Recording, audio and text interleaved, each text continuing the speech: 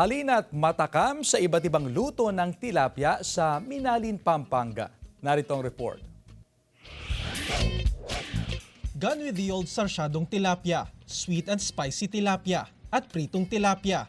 And with the new version ng mga lutong tilapia, featuring Flavors of Tilapia. Ito ang tema ng 3rd Tilapia Cook-Off sa ginanap na Tilapia Festival sa Minalin, Pampanga. Nagpasiklaban sa kusina ang mga magagaling na kusinero at kusinera mula sa 15 barangay ng bayan. Plating pa lang, level up na at nakakatakam. Mula sa crispy tilapia at biryani sauce, lemon and buttered tilapia fillet with sauteed asparagus and white sauce, tilapia involtini di polo, at peanut tilapia pasta. We went beyond, no? May mga Spanish-inspired pa, may Italian-inspired pa na ginawa. Pero yun nga, ang hinahanap natin, yung star of the show.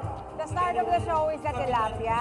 Approve na approve. 10 out of 10, Minalin number 1. Stand out din ang mga kakaibang bersyon ng tilapia recipes tulad ng binakol na tilapia, chili tilapia egg ham cups, tilapia empanada, at tilapia taco.